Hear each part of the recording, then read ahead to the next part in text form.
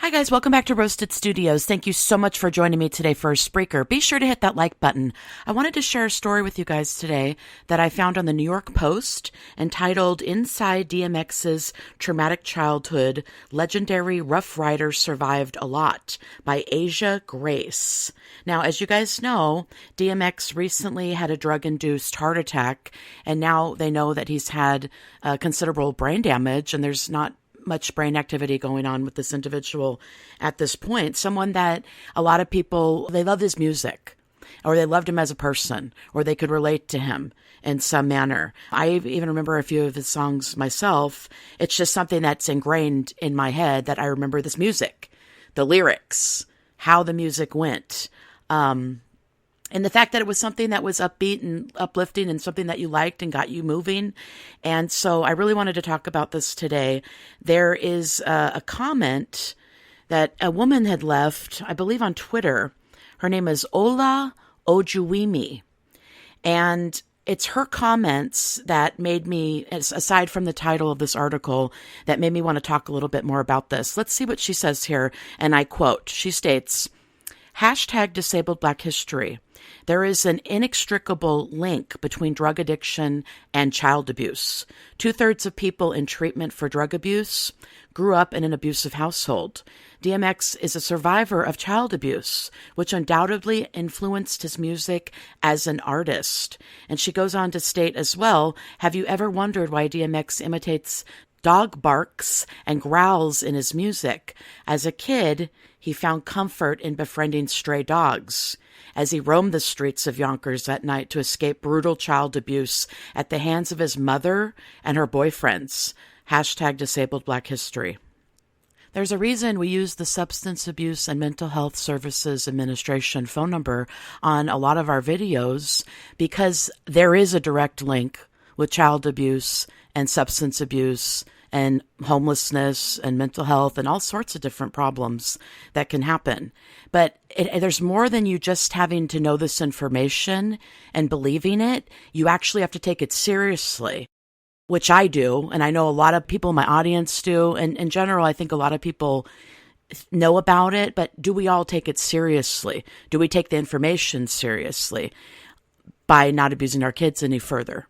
And that hasn't happened. That's never occurred, where everyone is in unison saying, no, that's wrong, and we're not going to do that anymore. So just know the importance of that. And also, it does lessen your life if you come from child abuse. And I stated that on the channel a long time ago, multiple times.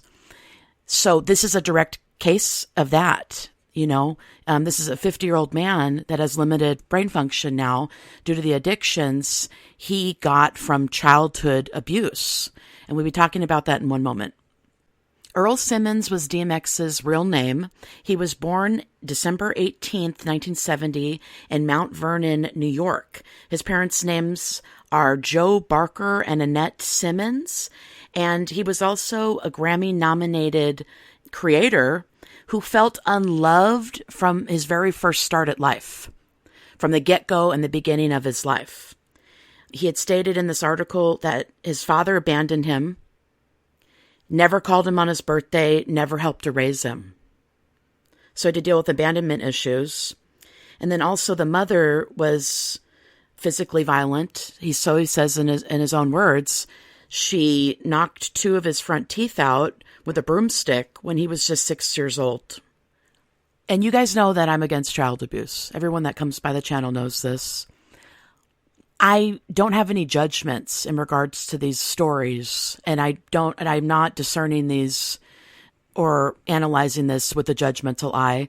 I'm just letting you guys know because it is in the article, but also I don't have any judgment about it because that's not what DMX would be wanting at this point, based on things I've heard him say in this article. I'm sure he loved his family.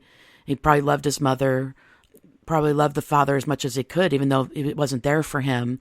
And it's not for me to judge. It's just for me to give you guys the pertinent information, which can hopefully end these kinds of addiction cycles and abuse cycles, which are so harmful for you guys, because I want the audience to know it's so dangerous and that your life matters and that you should be around as long as humanly possible and to have the best possible life that you can have with love and happiness. And when you don't have that, things like this happen. And there's no judgment here from me. I just wanted to let you guys know because it's really important. Also, if you come from child abuse, you may have had a really rough time at school. You may have been a target for bullying, or you become a violent, abusive person at school, and it's harder for you to function. It's harder for you to learn. You're just there to survive, because now you're in survival mode each and every day of your life. You might also end up having problems with arson. And of course, you may end up behind bars and in jail eventually for all these things. And that's also stated in this article that Earl Simmons had to contend with in his life, going to jail in and out, having trouble and having fights and being expelled at school and being arrested for arson and assault. I have a couple questions for you guys. I'm genuinely interested, so please let me know in the comments section. Do you guys think that Earl Simmons or DMX, he would be a different person today if he had been raised with love and respect and everything that comes with being loved genuinely, genuine love? Do you think he'd be in the hospital right now? Do you think his lifespan would have been much longer? And if so, what age do you think eventually he would have been having problems or passed away?